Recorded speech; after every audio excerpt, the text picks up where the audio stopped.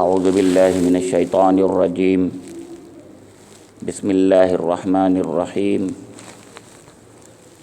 ومن قوم موسیٰ امة یہدون بالحق وبہ یعدلون وقطعناہم اثنتئی عشرۃ اسباطا امما وأوحینا الی موسیٰ اذ استسقاہ قومہ ان اضرب بعصاک الحجر فانبجست منہ اثنتا عشرۃ عینا قد علم كل اناس مشربهم وظللنا عليهم الغمام وانزلنا عليهم المن والسلوى كلوا من طيبات ما رزقناكم وما ظلمونا ولكن كانوا انفسهم يظلمون وإذ قيل لهم اسكنوا هذه القرية وكلوا منها حيث شئتم وقولوا حطة وادخلوا الباب سجدا نغفر لكم خطيئاتكم سنزيد المحسنين فبدل الذين ظلموا منهم قولا غير الذي قيل لهم فأرسلنا عليهم رجزا من السماء بما كانوا يظلمون صدق الله مولانا العظيم.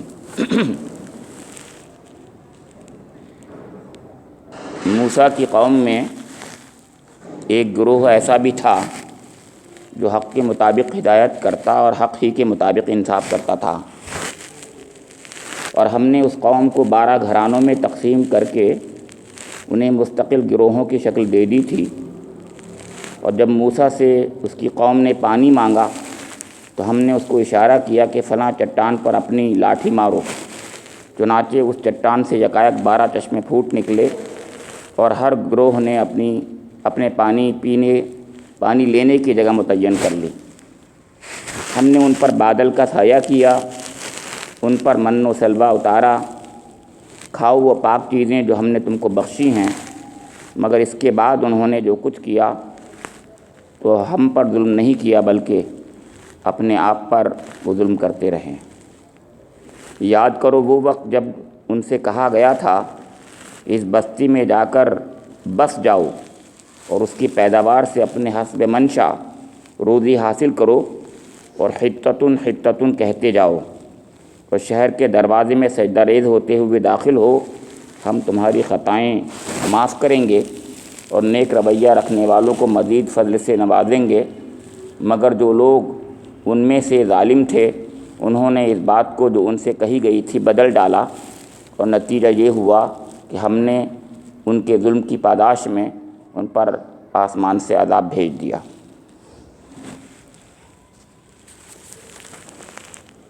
یہ سورہ الاعراف کے 20ویں رکوع کی 3 آیات تھیں جو 160 تا 162 سورہ اعراف کی آیات پر مشتمل ہیں. سورہ اعراف میں انبیاء کرام کی دعوت اور دعوت کے نتیجے میں ان کی قوموں نے جو رویہ اختیار کیا، جو رد عمل ان کا تھا، جو رسپانس تھا، اس پر اللہ رب کریم نے بہترین تبصرہ فرمایا ہے. ہمارے لیے اس میں ہدایت کے سامان ہیں کہ دنیا میں ہر زمانے میں جو اللہ کے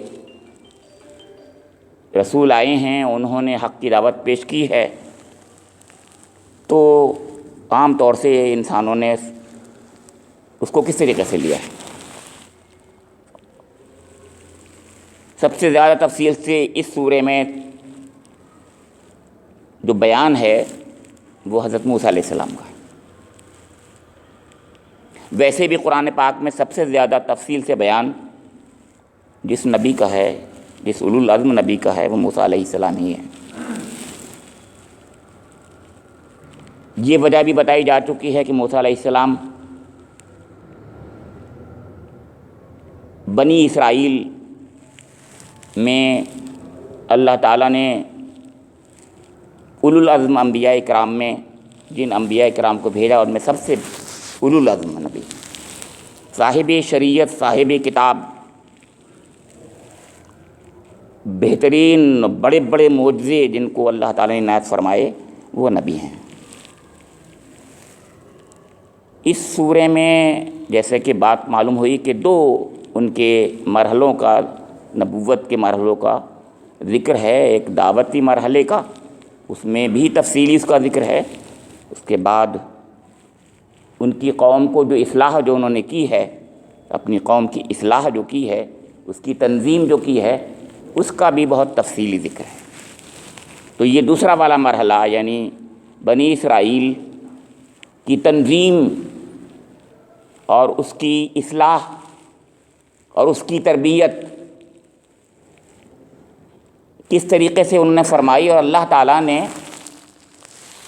کس طریقے سے ان کے ساتھ میں احسانات کا رویہ اختیار کیا، تائید و نصرت کا معاملہ جو فرمایا، اس کا ذکر ان آیات میں بھی ہے۔ درمیان میں وہ جو بات آ گئی تھی، وہ تضمین تھی، ایک درمیان میں بات آ گئی تھی، وہ حضور نبی اکرم کی بشارتیں جو توریت و انجیل میں ہیں، پرانی پہلے کتابوں میں ہیں، اس کا ذکر آ گیا تھا۔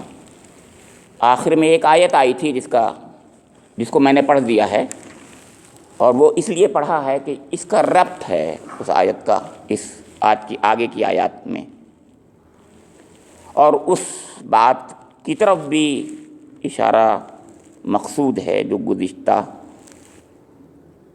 ڈاکٹر صاحب کی طرف سے، قاضی صاحب کی طرف سے آئی تھی۔ بات یہ تھی جو ہمارے ادریس صاحب نے درس کی آخری آیت جو رکھی تھی، وَمِن قوم موسیٰ أُمَّةٌ يَهْدُونَ بِالْحَقِّ وَبِهِ يَعْدِلُونَ۔ آج کی آیات بھی اس سے جڑی ہوئی ہیں، کیونکہ آگے ہے وَقَطَّعْنَاهُمُ اثْنَتَيْ عَشْرَةَ أَسْبَاطًا أُمَمًا۔ ایک کانٹیکسٹ ہوتا ہے قرآن پاک کا، ایک اس کا آفاقی پہلو ہوتا ہے، ایک کانٹیکسچول بھی پہلو ہوتا ہے۔ لغوی اعتبار سے ڈاکٹر صاحب کی بات بالکل صحیح ہے کہ مضارع کا صیغہ ہے وَمِن قوم موسیٰ أُمَّةٌ يَهْدُونَ بِالْحَقِّ وَبِهِ يَعْدِلُونَ، ماضی کا نہیں ہے۔ اللہ تعالیٰ کا کلام میں اعجاز ہوتا ہے، اعجاز میراکل ہے، وہ اس میں گنجائشیں ہوتی ہیں، فلیکسیبلٹی ہوتی ہے، بہت دور تک جاتا ہے وہ، لیکن ایک کانٹیکسٹ بھی ہوتا ہے، اس کانٹیکسٹ کے لحاظ سے بات جو چلتی ہے اس کو اس کانٹیکسٹ میں بھی لیا جانا چاہیے۔ تو میں اس کانٹیکسٹ میں لے رہا ہوں، دونوں معنی ہیں۔ وہ بھی بات صحیح ہے کہ بنی اسرائیل کس طریقے سے، اس کے ہر زمانے میں کچھ لوگ ایسے ہوں گے جو ایمان لاتے رہیں گے۔ حضور کے زمانے میں عبداللہ بن سلام تھے، آج مریم جمیلہ اور فلاں اور فلاں اور فلاں فلاں، کتنے لوگ ایسے بھی ہیں جو ایمان لا رہے ہیں۔ یہ ہے فرمایا من قوم موسیٰ أمة يهدون بالحق۔ تو قوم موسیٰ میں ایک امت ہے، گروہ ہے، چھوٹا سا گروہ ہے جو یہدون بالحق، حق کے مطابق ہدایت کرتا ہے، کرتا رہا ہے، کرتا تھا۔ وہ بھی یعدلون، اور انصاف کرتا تھا، عدل کے راستے پر ہے۔ اللہ تعالیٰ کا جیسے بار بار یہ بات آئی ہے، معاملہ یہ ہے کہ اپنے بندوں کو بڑا اپریشیٹ کرتا ہے، چھوٹی سی بات کو بہت ہی ان کو جو ہے اپریشیٹ کرتے، جیسے چھوٹا بچہ ہوتا ہے، چھوٹی سی اس کی خوبی کو بہت پیش کر کیا جاتا ہے، ایسے اللہ رب کریم نے بندوں کے ساتھ معاملہ کرتا ہے۔ چند لوگ ہیں، امت زیادہ بڑی نہیں ہوتی، چھوٹے سے لوگ، زیادہ لوگ نہیں ہوتے، لیکن ان کو اپریشیٹ کر رہے ہیں کچھ لوگ اب بھی یہاں پر ایسے رہے ہیں اس کے اندر، جبکہ یہ قوم غیر المغضوب علیہم والضالین میں غیر المغضوب ہے، یعنی مغضوب ہے، یہ اس میں دو رائے نہیں ہیں، اکثریت اس کی 90%، بلکہ 90% سے زیادہ ان لوگوں میں سے ہے جو سب سے زیادہ حق کی مخالف رہی ہے، نہ صرف آج، نہ صرف حضور کے زمانے میں، بلکہ موسیٰ علیہ السلام کے زمانے میں بھی، ان کے ہوتے ہوئے ان کے زمانے میں بھی اس نے اپنے نبی کو نہیں بخشا، اپنے انبیاء کرام کو جو بعد میں ہوتے رہے ان کو بھی نہیں بخشا، قتل تک کر دیا۔ لیکن چند لوگوں کو بھی اللہ رب کریم جو ہے، جو اچھے تھے، ان کا ذکر کرتے ہیں۔ تو اس لیے اس آیت کو لیں، اس انداز سے لیں، اور پھر فرمایا وَقَطَّعْنَاهُمُ اثْنَتَيْ عَشْرَةَ أَسْبَاطًا أُمَمًا۔ اب میں نے بتایا تھا کہ یہ تربیت کا جو مرحلہ تھا، موسیٰ علیہ السلام کی قوم کی تربیت کا مرحلہ، دیکھیے اس سے پہلے بھی میں بات بتا چکا ہوں کہ صرف دعوت کافی نہیں ہوتی، آج بھی بدقسمتی سے اس چیز کو آپ غور کیجئے، بہت سے لوگوں کو ہم حق کی دعوت دے دیتے ہیں بیچارے غیر مسلمین کو، ان کی تربیت نہیں ہو پاتی تو اور زیادہ اس سے برا اثر پڑتا ہے اسلام پر۔ ہم نے کلمہ لا الہ الا اللہ پڑھوا دیا ان کو، پڑھو کلمہ، اور اس کے بعد نہ شادی ہونے دے رہے ہیں اس کی۔ کیوں؟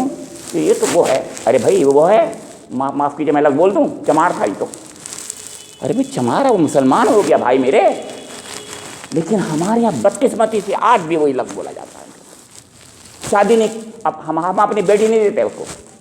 تو بتائیے جس کو مومن آپ نے، جو مومن ہو گیا، جو بھائی میرا ہو گیا، جو ہمارا اپنا ہو گیا، اس کے باوجود ہمارا معاملہ یہ ہو تو پھر کیا فائدہ ہوگا؟ یہ ہے وہ چیز جس کی طرف توجہ دلانے کی ضرورت تھی یہاں، اس لیے میں نے بات بتائی۔ مطلب کہنے کا صرف دعوت کافی نہیں ہوتی، بلکہ تربیت بہت ضروری ہے۔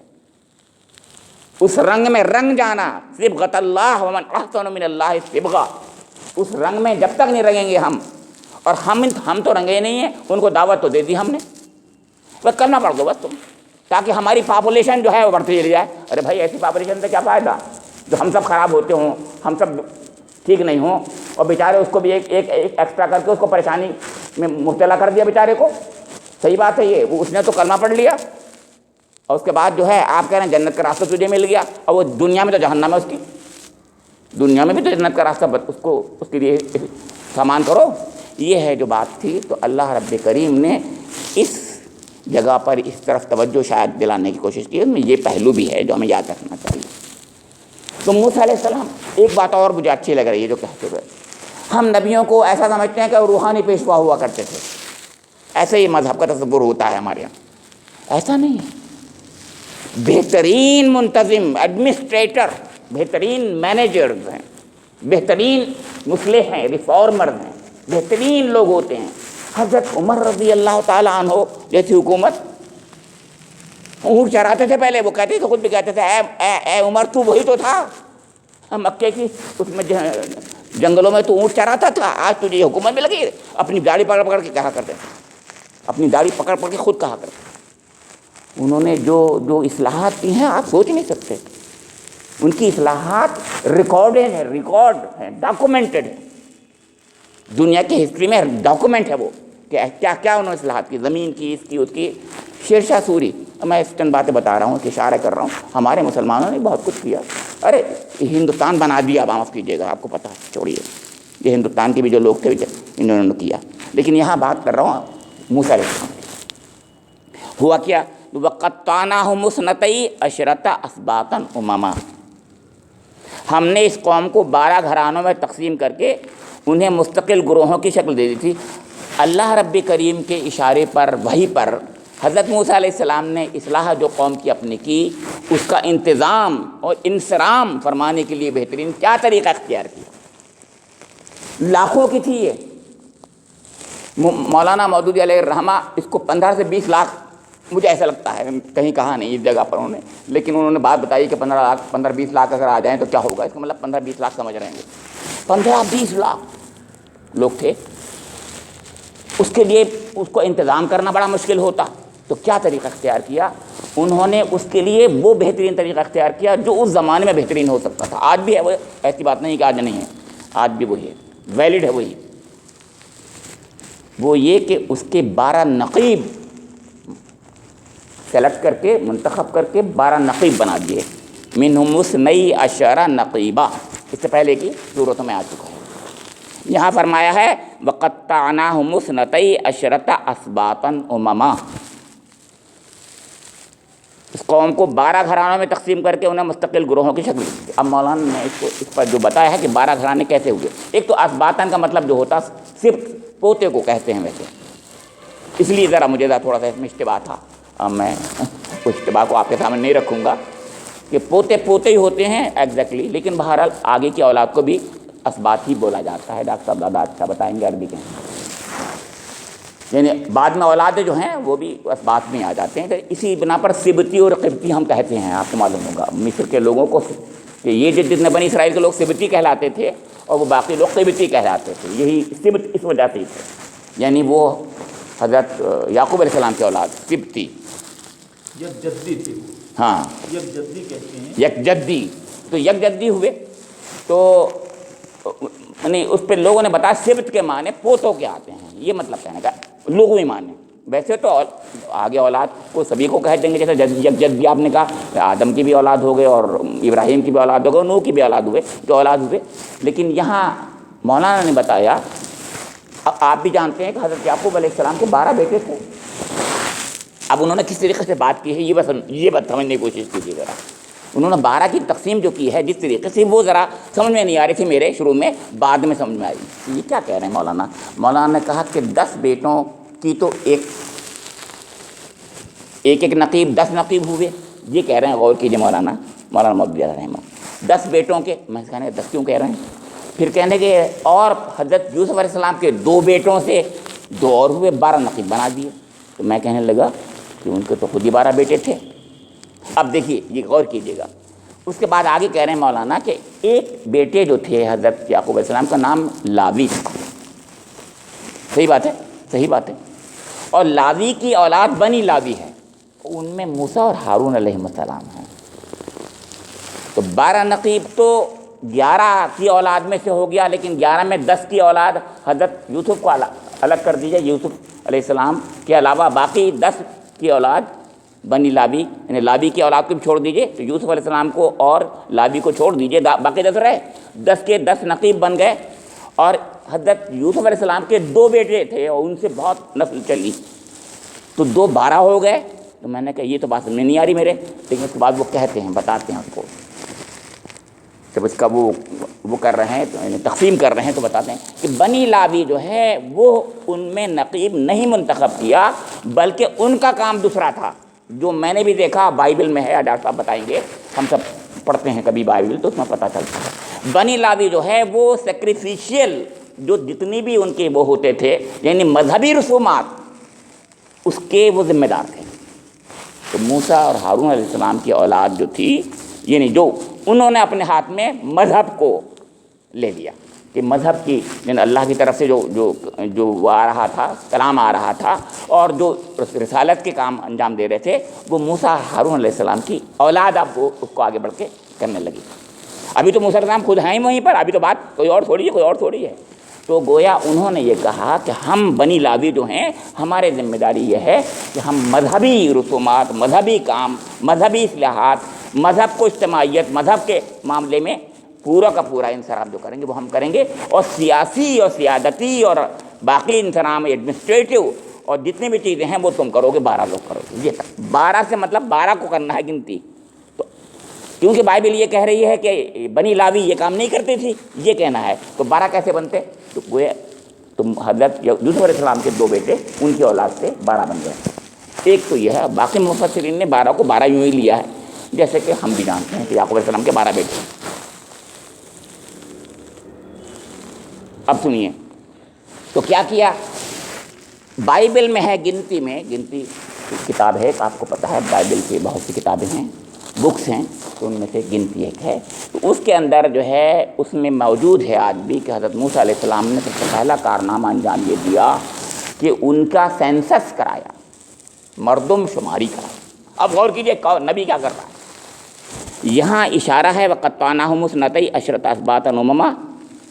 تو اب بائبل میں اس کی تفصیل ہے. اس میں یہ ہے کہ انہوں نے ان کا سینسس کرایا، مردم شماری کرائی، کتنے لوگ ہو تم سب. پھر ان سب کو الگ الگ کہ آپ کس کی اولاد ہیں اور آپ کس کی اولاد ہیں اور آپ کس کی اولاد ہیں، ان کو پھر اس کے بعد سینسس کے بعد میں وہ 12 ان کے خانے بنا کر تقسیم کر کے 12 نقیب منتخب ان کے جو ہے، یہ جو 12 قرآن کہتا ہے 12 نقیب ان کے مقرر کیے، وہ اس کے بعد 12 مقرر کر دیے کہ ٹھیک ہے یہ 12 خاندانوں کے آپ یہ سربراہ ہوں گے، نگہبان ہوں گے، یہ افسر ہوں گے، یہ سردار ہوں گے. سردار، نقیب، نگہبان اس کو کہتے ہیں.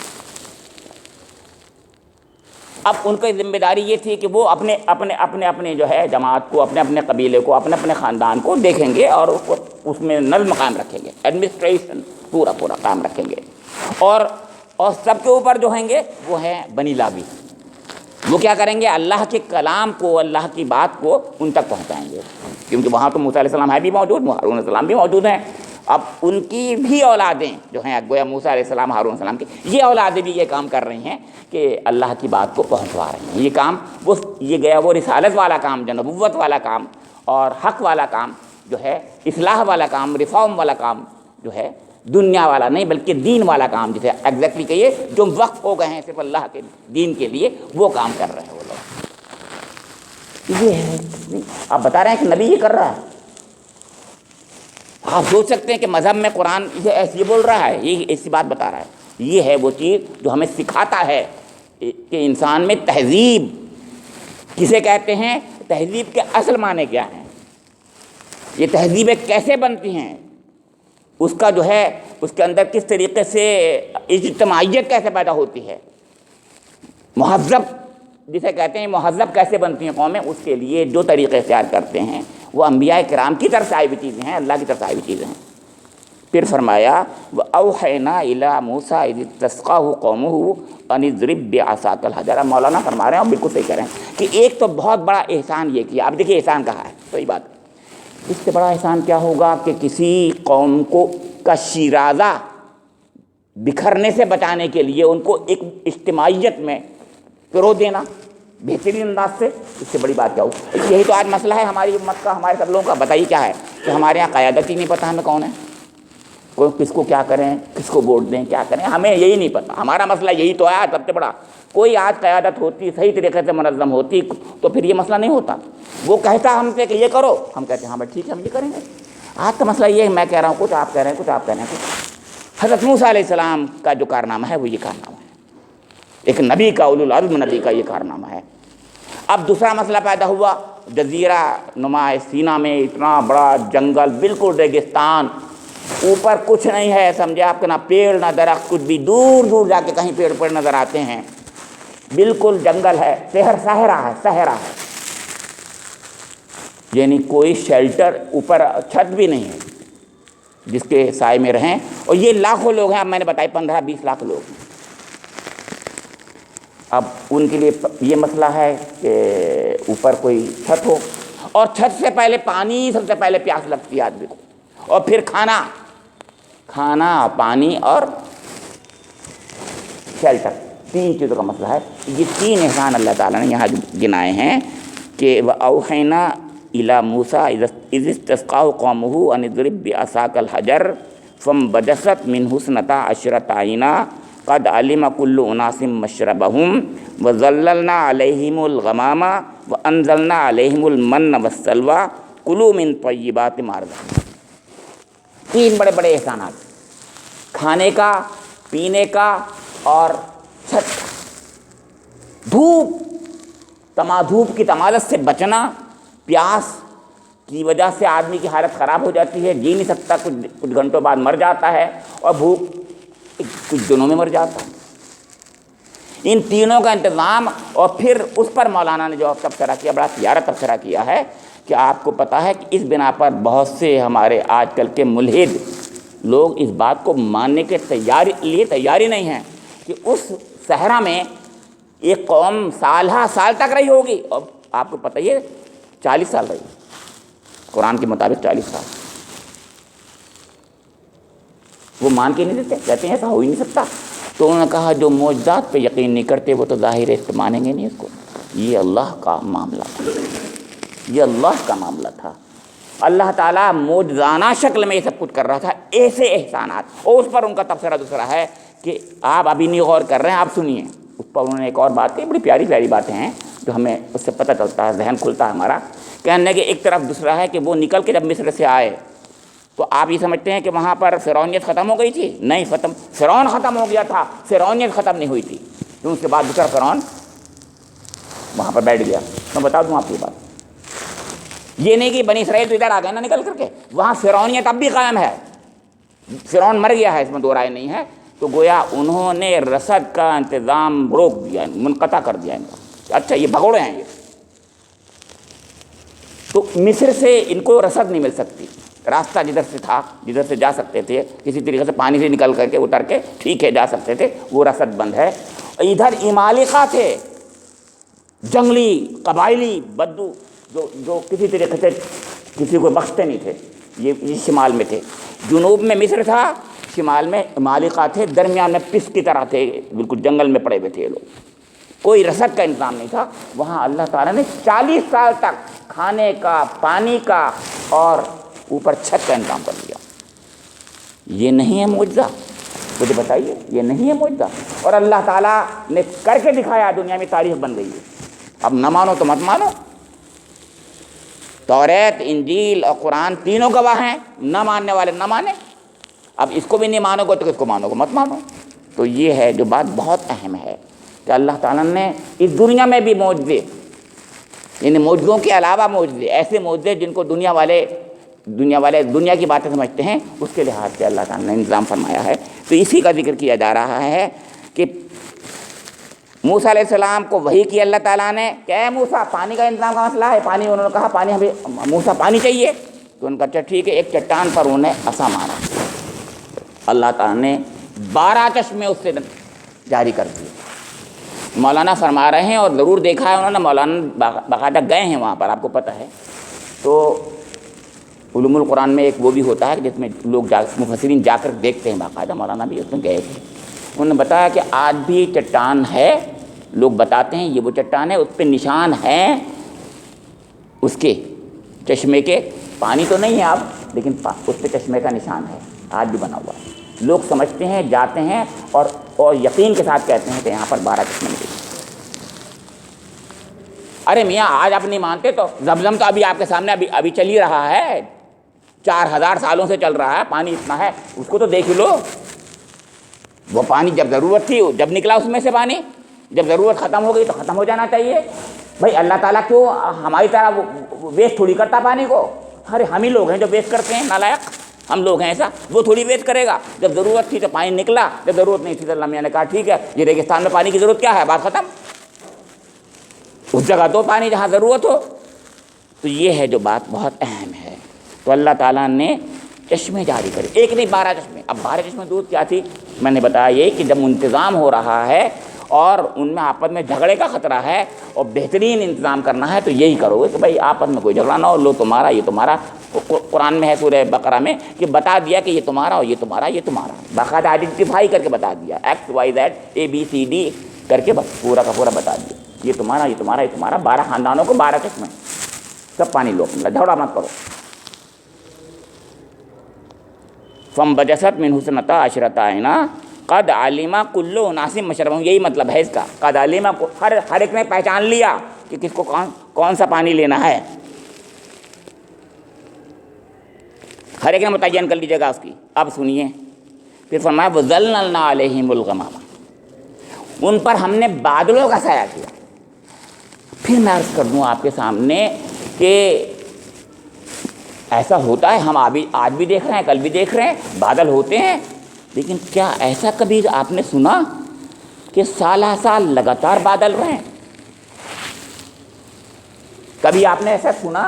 یہ تاریخ یہی کی ہے تب، جہاں پر جب تک وہ رہے بنی اسرائیل کے لوگ، اللہ تعالیٰ نے ان کو جب تک تربیت میں رکھا، احسان کیا ان کے ساتھ میں، تو ان پر بادل کا سایہ رکھا، کہیں نا سماجت سے مر جاتے، بالکل جھلس جاتے بالکل۔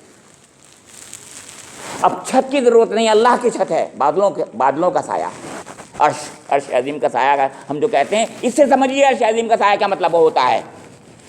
جہاں کوئی سایہ نہیں ہوگا وہاں عرش عظیم کا سایہ ہوگا۔ اس سے اندازہ کیجیے دنیا میں اللہ تعالیٰ نے ایک بار ایسا کیا ہے کہ بادلوں کا سایہ کیا ہے، بادلوں کا سایہ کیا ہے۔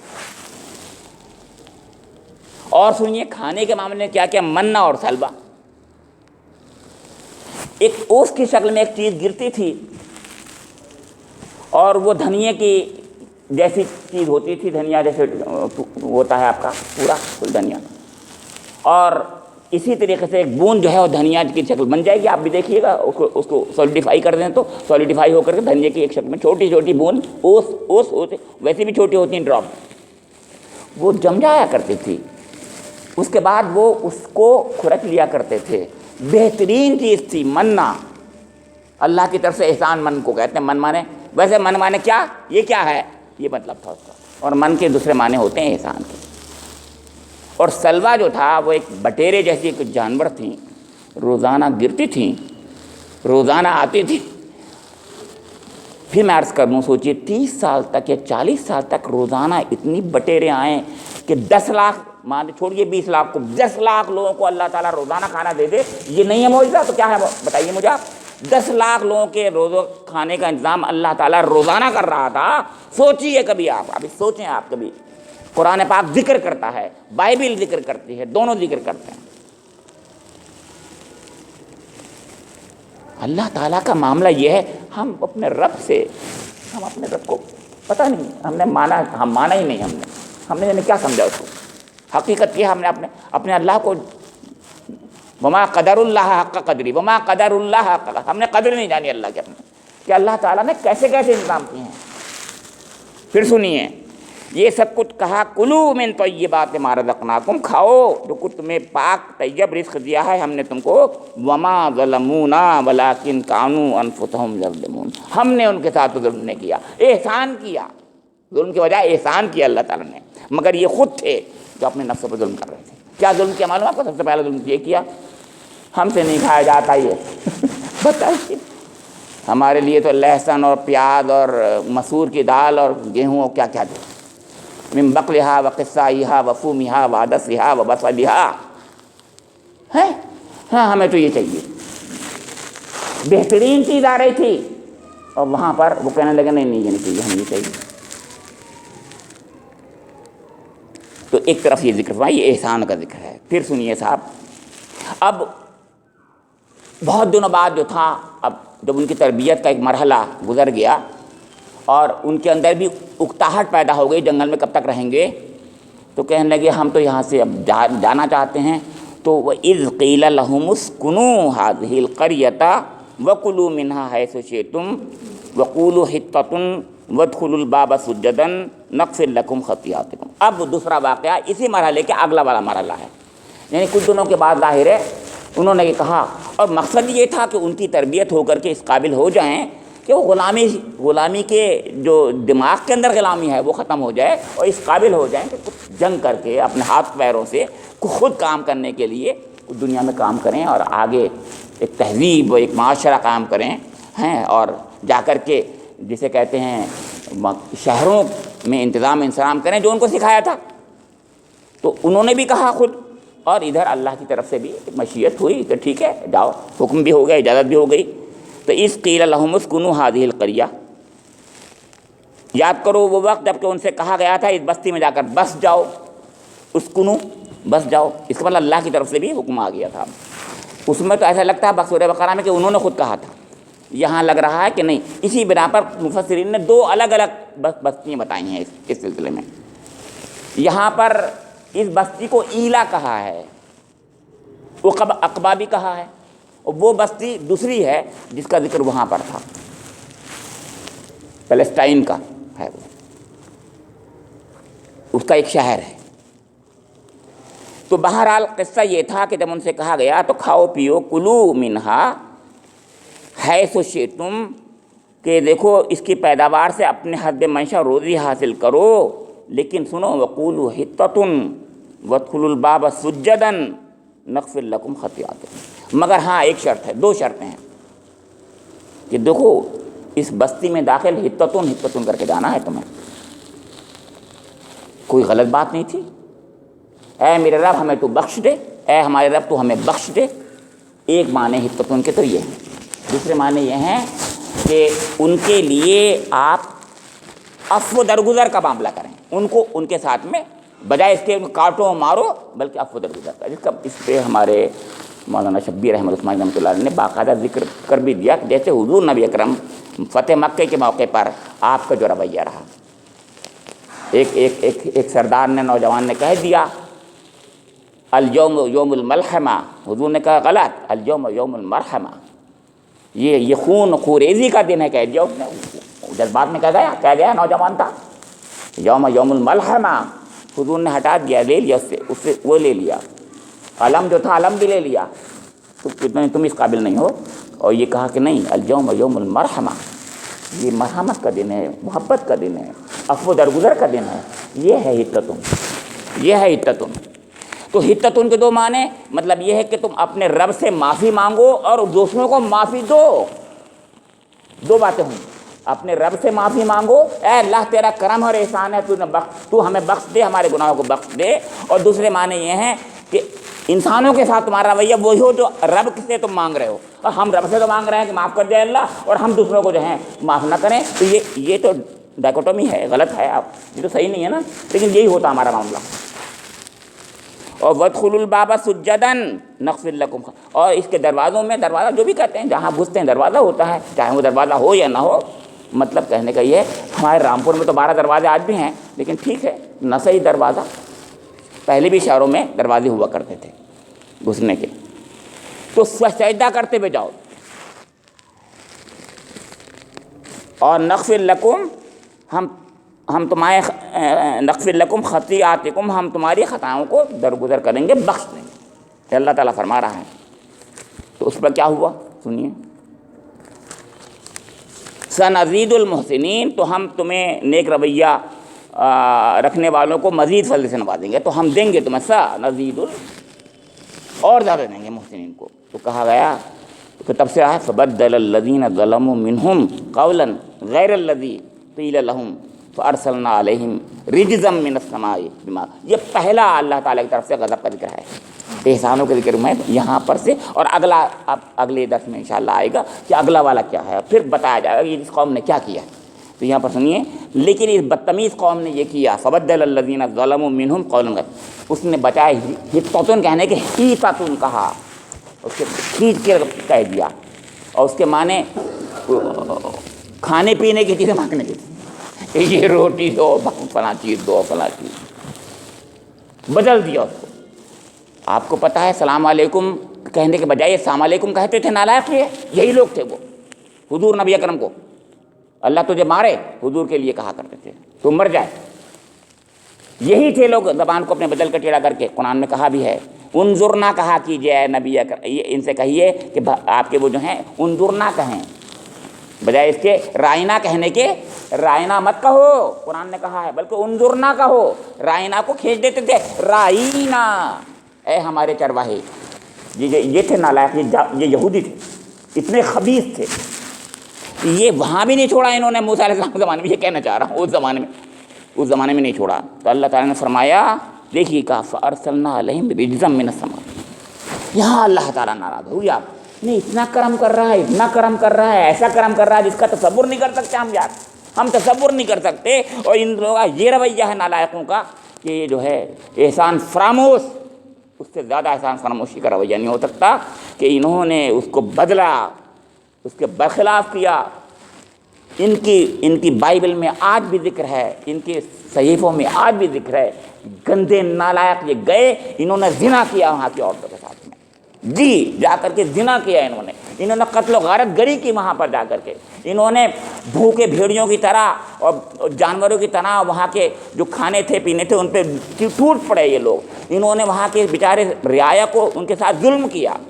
تو اللہ تعالیٰ نے ان پر عذاب جو بھیجا ہے اس کا ذکر بھی آتا ہے، ایسی وبائیں بھیجی اللہ تعالیٰ نے، ایسے امراض بھیجے جس کا آپ تصور، ایڈس جیسے گندے، اس سے بھی مرے یہ لوگ، یہ ہے رجز جس کا ذکر کر رہا ہے، فارسلنا علیہم رجزا من السماء، آسمان سے جو آتی آفت وہ ایسی آتی ہے، یعنی وباؤں کی شکل میں آئی اللہ تعالیٰ، ان کو ختم کر دیا بالکل اللہ تعالیٰ نے۔ آپ اللہ تعالیٰ کا معاملہ ہے، ابابیل کے ذریعے سے کر دیتا ہے وہ، تو وہی کیا، تو اس نے یہ کیا، وبائیں بھیج،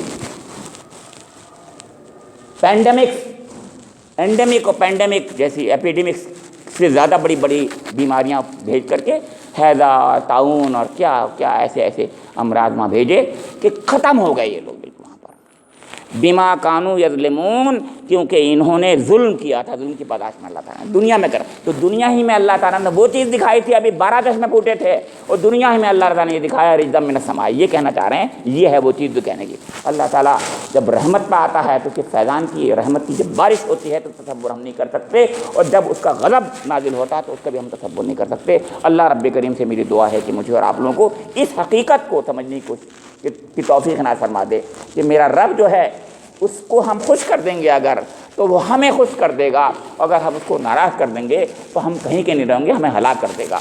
ربنا تقبل منا انک انت السمیع العلیم وتب علینا انک انت التواب الرحیم، سبحان ربک رب العزۃ عما یصفون وسلام علی المرسلین والحمد للہ رب العالمین.